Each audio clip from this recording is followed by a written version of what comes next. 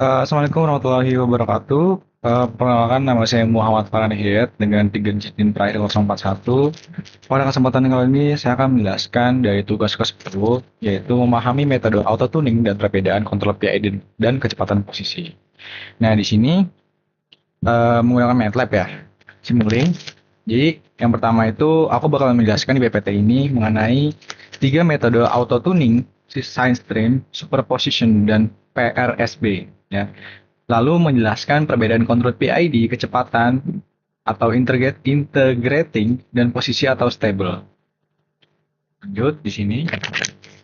Yang pertamanya ada metode auto-tuning, Science Stream, Superposition, dan PRSB. Nah, auto-tuning adalah proses otomatis untuk menentukan parameter kontrol PID yang optimal. Ini membantu insinyur menyederhanakan konfigurasi sistem kendali yang kompleks, menghemat waktu, dan meningkatkan akurasi. Lalu mari kita selami ya, tiga lagi dari pendekatan yang populer seperti ini. Ini untuk penjelasan dari auto-tuning sendiri, kan dibagi tiga, ada Science Stream, Superposition, dan PRSB. Lanjut, di sini ada sensory auto-tuning. Nah, sensory auto-tuning itu apa sih? Nah, metode sensory auto-tuning bekerja dengan menyuntikkan sinyal sinusoidal tunggal pada frekuensi tertentu ke dalam sistem.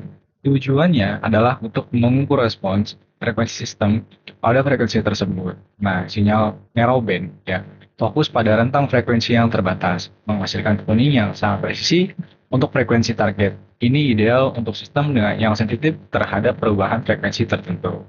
Nah, contoh aplikasinya itu dalam Simulink Control Design, yaitu sinyal sinus disuntikan pada frekuensi setengah, 1, 3, 10. Untuk mengoptimalkan parameter PID, memastikan stabilitas dan respon yang cepat. Lanjut, di sini ada superposition yang kedua, ya, superposition auto tuning. Superposition auto tuning mengambil pendekatan yang berbeda dalam menggabungkan beberapa sinyal sinusoidal pada frekuensi yang beragam secara simultan. Ini adalah metode yang efisien untuk mendapatkan gambaran respon frekuensi yang lebih luas. Nah, percepatan proses ya. Dengan menguji banyak frekuensi sekaligus, metode ini secara signifikan mempercepat proses estimasi respons eh, mempercepat proses estimasi respons frekuensi. Di sini ada dinamika kompleks. Superposition itu sangat cocok untuk sistem dengan dinamika yang kompleks, di mana pemahaman yang lebih luas tentang perilaku frekuensi diperlukan dalam waktu yang singkat. Ini mengurangi waktu henti dan meningkatkan efisiensi operasional. Di sini ada PRSB atau Pseudo Random Binary Sequence Auto-Tuning.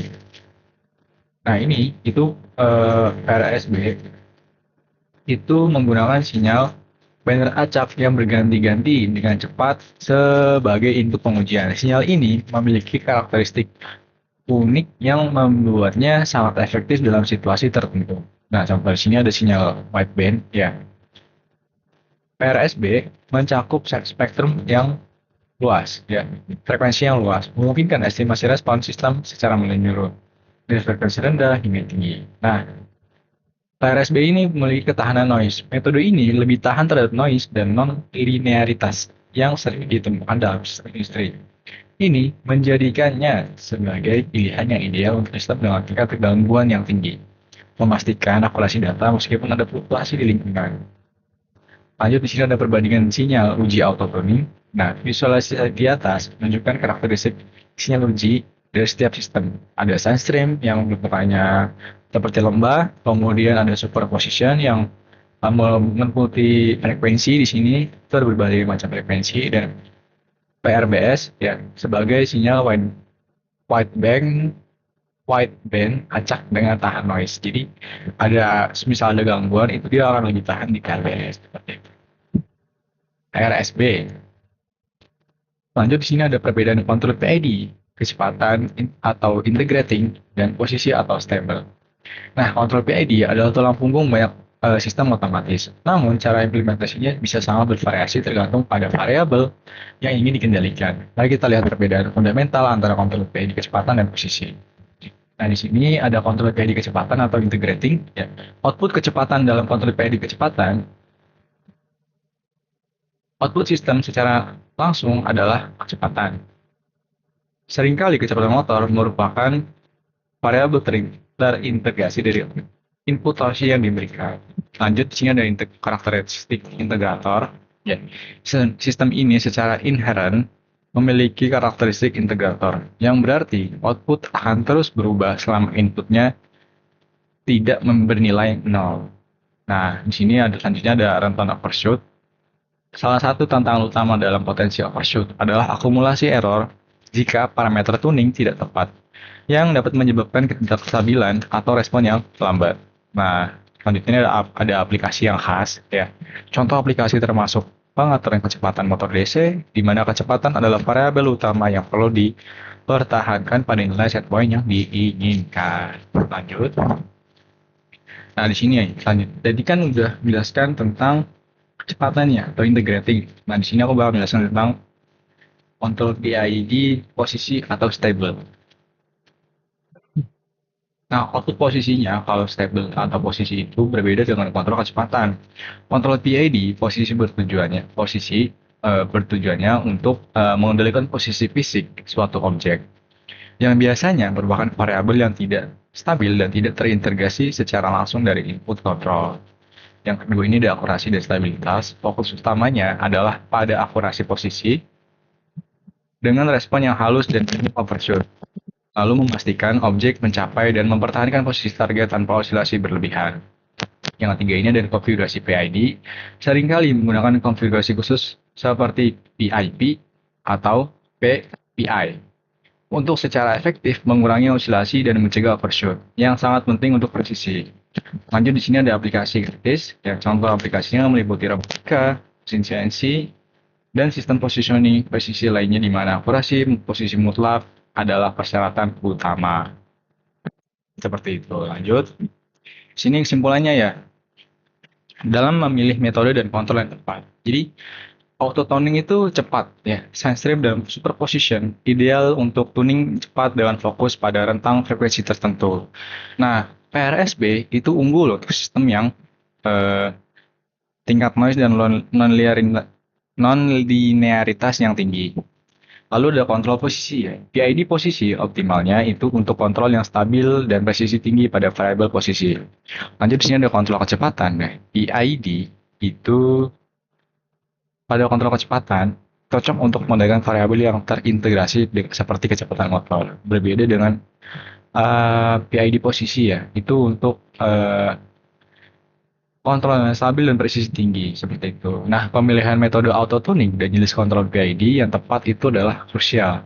Dengan memahami karakteristik ini, dari setiap opsi dapat mengoptimalkan performa sistem kendali Anda mencapai stabilitas, akurasi, dan efisiensi yang lebih baik. Oke, aku sudah menjelaskan 3 metode auto tuning, itu ada side stream, superposition, dan PRSB. Kemudian aku juga menjelaskan apa sih kontrol PID, kecepatan, dan posisi, ya, atau stable. Selanjutnya aku bakal melakukan uji coba autotonic control dengan 3 metode dengan menampilkan proses. Oke, lanjut ke percobaannya. Oke, lanjut di sini aku bakal ngebahas dari integrating dulu ya, atau kecepatan. Di sini aku bakal mulai dari ini percobaan satu, integrating kan 3 percobaan nih. Kita dari integratingnya dulu, bakal coba di sini. Aku bakal menjelaskan juga. Nah, di sini metodenya itu eh, dari yang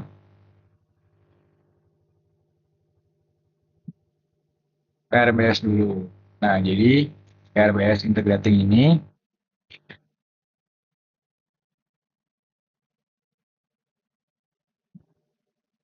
RBS integrating ini. Nah, pada metode ini itu sistem kecepatan diuji dengan sinyal acak sehingga respon motor terlihat lebih berfluktuasi. Bisa terlihat di sini bisa berfluktuasi. Nah, grafik speed menunjukkan adanya variasi kecepatan pada awal proses auto tuning. Nah, setelah tuning selesai, sistem mampu mengikuti set point. Namun, responnya cenderung kurang halus dibanding 2 metode lainnya. Nah, metode ini lebih menekankan robustness setiap terhadap gangguan seperti itu. Ini untuk PRBS, PRSB, eh, pada PID kecepatan seperti ini akan hasilnya tuh. Dia nanti bakal mengikuti dari set point-nya.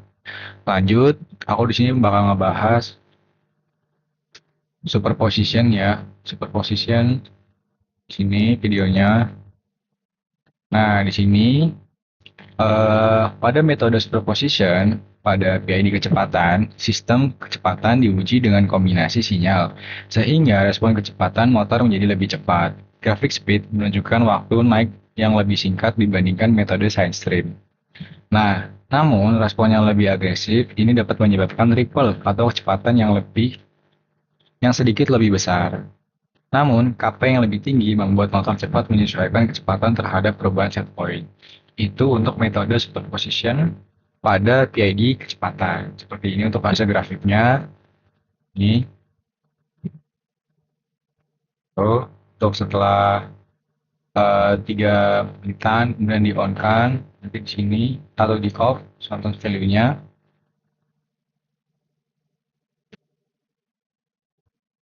Nah, maka grafik akan tiba-tiba tuh secara langsung akan lurus seperti ini. Itu untuk metode superposition PID kecepatan. Nah, lanjut di sini aku bakal science stream yang metode science stream pada PID kecepatan. Nah, pada auto-tuning PID kecepatan dengan metode science stream, sinyal sinus digunakan untuk mengamati respons kecepatan motor terhadap perubahan frekuensi. Nah, grafik kecepatan menunjukkan respon yang lebih stabil dengan fluktuasi kecil terhadap set point. Nilai PID yang dihasilkan cenderung menghasilkan kontrol kecepatan yang halus, meskipun waktu mencapai set point sedikit lebih lambat. Metode ini cocok digunakan untuk eh, sistem yang membutuhkan stabilan kecepatan tinggi, seperti ini. Nah, maka dia akan tiba-tiba akan cepat stabil. Ini untuk metode science stream pada PID kecepatan. Nah, aku sudah ngebahas tentang PID kecepatan dari tiga-tiganya, mulai dari PRSB, kemudian superposition, dan science stream. Selanjutnya, aku bakal menunjukkan grafik dan mendemokan juga dari PID posisi ya atau stable. Dimulai dari science stream terlebih dahulu. Nah, di sini bakal mulai dari sini aja. Nah, metode science stream diberikan sinyal uji berupa gelombang sinus dengan frekuensi yang berubah secara bertahap. Nih, sudah berubah secara bertahap.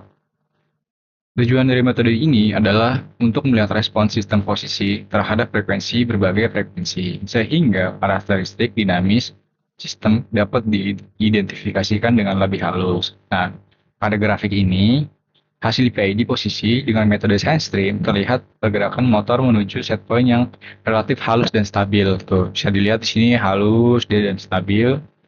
Nah, overshoot yang terjadi cenderung kecil karena perubahan sinyal uji bersifat bertahap, sehingga nilai Kp, Ki, Kd atau PID-nya yang dihasilkan lebih menekankan kestabilan posisi. Nah, metode ini cocok digunakan untuk kontrol posisi karena mampu menghasilkan respon yang smooth dan minim oscilasi di sekitar set point. Ini untuk penjelasan dari metode science stream PID posisi.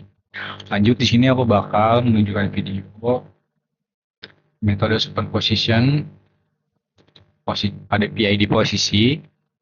Nah, di sini pada metode superposition, sinyal uji diberikan secara bertumpuk atau kombinasi beberapa sinyal, sehingga sistem diuji dengan variasi respons yang lebih kompleks. Nah, metode ini bertujuan untuk melihat bagaimana sistem merespon perubahan input secara bersamaan, terutama pada kondisi transient. Nah, pada grafik PID, posisi dengan metode superposition terlihat respons sistem yang lebih agresif.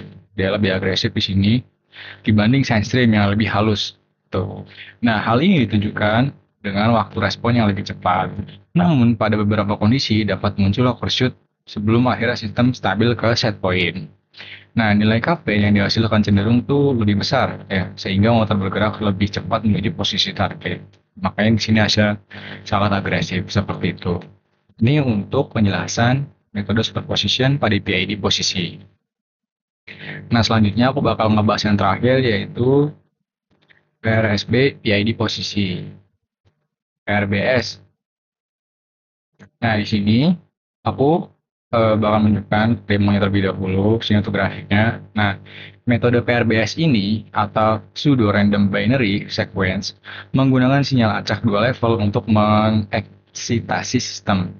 Nah, sinyal ini membuat sistem diuji pada kondisi perubahan yang tiba-tiba, sehingga karakteristik sistem dapat diidentifikasi secara lebih luas. Pada grafik PID, posisi dengan metode PRBS terlihat respon sistem yang lebih fluktuatif pada awalnya. Namun setelah tuning selesai, maka eh, sistem mampu mencapai set point dengan cukup baik, meskipun responnya tidak selalu side stream. Nah, metode PRBS lebih cocok untuk pengujian ketahanan sistem terhadap gangguan, namun kurang ideal jika dibutuhkan respon posisi yang sangat halus seperti itu. Ini untuk hasil dari ini begini grafiknya untuk PRBS bagian PID posisi seperti ini. Nah, aku rasa itu untuk penjelasannya dari sudah menjelaskan di awal tadi tentang PID kecepatan dari PLBS, superposition, side stream, dan aku juga sudah menjelaskan dari PID posisi, yaitu ada side stream, ada superposition, dan PLBS. Nah, di sini aku bakal ringkasin perbedaannya ya. Jadi secara umum metode side stream menghasilkan respon yang lebih halus dan stabil. Nah, superposition menghasilkan respon yang lebih cepat namun lebih agresif. Sedangkan PRBS itu menghasilkan respon yang lebih robust ya, terhadap gangguan. Jadi, pemilihan metode autotoning harus disesuaikan dengan kebutuhan sistem.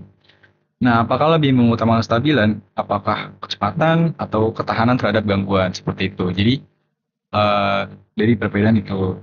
Nah, balik juga di awal PID-nya itu kita membutuhkan PID kecepatan atau posisi. Nah, kemudian dibagi lagi nih, apakah kita menggunakan yang cocok itu yang mana? Apakah kita mengutamakan stabilan, respon, atau ketahanan terhadap gangguan seperti itu. Itu untuk penjelasan dari percobaan satu dan percobaan dua, ya gitu.